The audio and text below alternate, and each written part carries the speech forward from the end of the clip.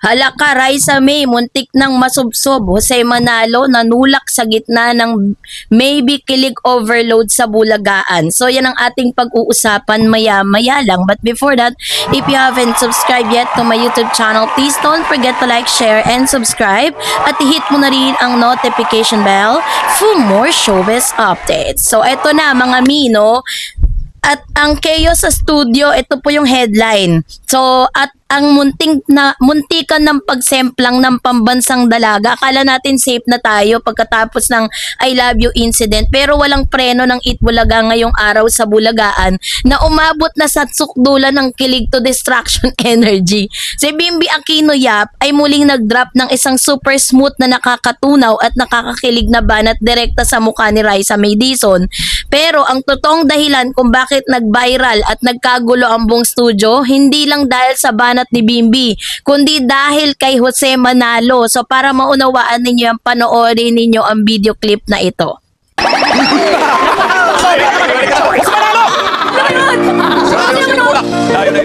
Tulak nun, oh! Sobra naman yung tulak na yun. Grabe.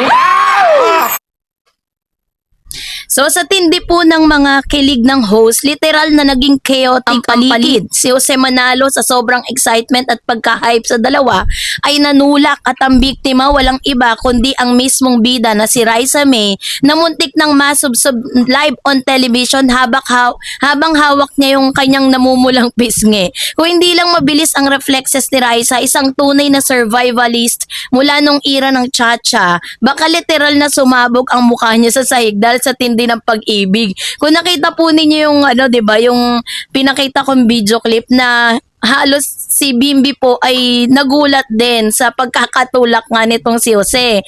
So ang muntikang masubsob moment, hatiin natin yung bawat segundo ng wild, nakakatawa at nakakakilig na eksenang ito para sa mga hindi nakaabot sa live broadcast. Ito na, si Bimbi Aquino ay nag-drop ng Little High Tire romantic punchline. Si Raisa May Princess processing the absolute reese of Bimbi, habang si Jose Manalo naman enters hyper-hype man mode and pushes Raisa. Si Raisa naman loses balance, redefine physics, and almost hits the floor, and the Dabber Cats form a protective wall of supportive screaming. Yun po yung ilan sa mga nakita natin. No, ang banat na may kasamang reese mula kay Bimbi, hindi natin alam kung anong vitamins ang ininom ni Bimbi Aquino, pero ang kanyang reese or romantic charisma ay nasa ibang level. Sa gitna ng Bulagaan ng tinignan niya si Raisa May, alam mo na may paparating na dilubyo ng kilig. Ang banat niya ngayong araw ay hindi lang basta pakyuta, ito ay may seryosong boyfriend material energy na nagpatahimik sa buong set ng ilang segundo bago sumabog ang hiyawan. So si Jose Manalo, ang pambansang hype man na walang preno. Lahat tayo ay may kaibigan na kapag kinilig, nananakit, nanununtok ng braso o nanunulak.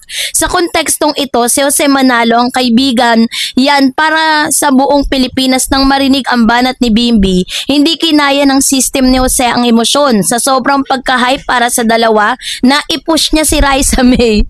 Ang tulak na yon ay kombinasyon ng 50% purong kilig, 50% komedya at 100% walang preno live TV energy. Ganon kagulo, grabe po yung eksena na ngayon. Alam niya, habang pinapanood ko yun, tawang-tawa talaga ako. Yung pagsagip at sa paparating na pagsemplang nito, nang matulak si Raisa, nagbago ang genre mula sa romantic comedy tungo sa action suspense. Muntik na siyang masubsob ng tuluyan, kita sa slow motion replay, pag-struggle ng kanyang mga paa at ng panatilian ng balanse habang ang kanyang muka ay halo-halong expression ng gulat, 'di ba? At kilig at takot na mayakap sa sahig sa Itbulaga, o kaya naman talagang napunta siya doon sa audience. Salamat sa gravity at sa mabilis niyang reflexes na natili siyang nakatayo bagamat tawang-tawa at pulang-pula ang mga muka. So dahil dito ay kitang-kita po natin yung pambansang system Dabber Cats all out para sa Maybe. Bukod sa nakatatawang muntikang pagkasubsob, ang pinakamahalagang aspeto ng segment na ito ay ang reaksyon ng buong Itbulaga family. Ang tinatahak na journey ni Raisa May, Bimbi ay hindi lang basta joke. Ito ay nakakakuha din ng all-out support mula sa mga nakatatandang Dabber Cats. Ang auntie at uncle energy ng mga host. Sina Tito Vic Tito si Vic Soto, Joey De Leon, Alan Kay at Wally, at si Jose, wala pala si Wally, ay parang mga tito at tita sa isang kasalan na tuwang-tuwa kapag nakikitang nagbibinata at nagdadalaga ang mga paborito nilang pamangkin, 'di ba? Ang todo suportang binigay nila ay nagpapakita ng isang malusog at ligtas na kapaligiran para kay Raisa. Sa halip na maging awkward, ginagawa nilang isang masayang milestone ang pagdadalaga ni Raisa kung saan pwedeng magbiro, kiligin at maging totoo ng walang pressure. Ang pagtatagpo ng dalawang legacy lines, isipin mo isang Dizon na lumaki sa industriya bilang child star ng Itbulaga at isang Aquino Yap na galing na sa isa sa pinakasikat na pamilya sa kasaysayan ng Philippine media at politika. Ang pagsasama ng kanilang mga mundo sa tanghali ay nagbibigay ng kakaibang nostalgia at saya sa mga manonood. Para tayong nanonood ng isang royal youth adaptation sa Philippine settings. Ang psychological na kilig na nananakit or Gen Z breakdown. Bakit nga ba si Jose Manalo ay nanulak kapag kinikilig? Hatiin natin to sa emotional at psychological na paliwanag gamit ang modernong pananaw.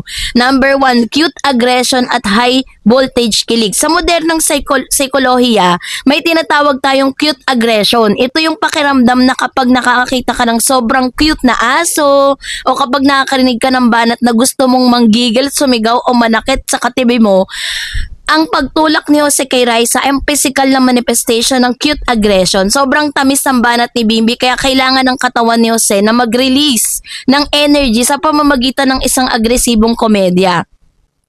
So yung pagtanggal ng awkwardness, kapag may seryosong confession o banat sa pagitan ng dalawang kabataan, may tendency na maging masyadong seryoso o awkward ang hangin. Dito pumapasok ang comedic genius ng mga Davercats sa pamamagitan ng pagtulak ni Jose at ang muntikang pagkasubsob ni Raisa na agad na naibalik ang vibe sa pagiging komedya at masaya. Binigyan nito si Raisa ng pagkakataon na tumawa at umiwas sa matinding pressure ng live romantic tension.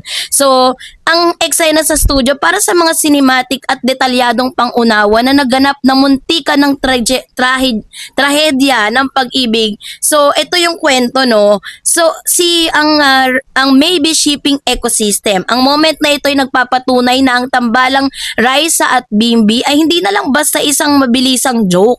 Ito ay nagiging isang cultural phenomenon na may sariling takbo ng storyline. Kitang-kita na ang buong production at host ay nakabantay upang masiguro na ang journey na ito ni Raisa at Bimbi ay mananatiling masaya, magaan at puno ng magandang alaala. So yung mukha ni Raisa habang nawawala ng balanse matapos itulak or tulakin ay official nang pumasok sa Hall of Fame ng local memes. Gagamitin to ng mga Gen Z, mind you, tuwing nakakatanggap sila ng biglaang chat o pansin mula sa kanilang mga crush. Ito naman yung tinatawag na the evolution of romance on TV. Pinapakita nito na ang modernong telebisyon ay may bukas na sa mga ganitong organic, unscripted at totoong reaksyon na mas madaling makarelate ang mga batang manonood. So, ligtas si Raisa May Dizon, walang sugat, walang galos, ngunit may malaking marka at nang kilig sa kanyang puso at isang nakakatawang alaala kasama si Jose Manalo. Ang insidenteng ito ay nagpapaalala sa atin na ang pag-ibig at ang kilig ay parang pagtulak sa live TV. Minsan nakakagulat, minsan nakakawala ng balance at minsan muntik ng masubsob, pero hanggat may mga tao sa paligid mo tulad ng mga Davercats sa handang sumuporta at tumawa kasama mo, ang bawat semplang ay nagiging isang magandang kwento. So stay safe Raisa, at kay Jose Manalo bawasan ang kape at ang lakas ng tulak sa susunod na episode, okay? So kayo po, anong niyang saloobin patungkol dito, mag-comment kayo sa comment section. And that's it for today. For more videos and updates, please don't forget to like and subscribe, and please don't forget to follow my Facebook page, Dar Eds TV and Dar Eds channel. God bless everyone.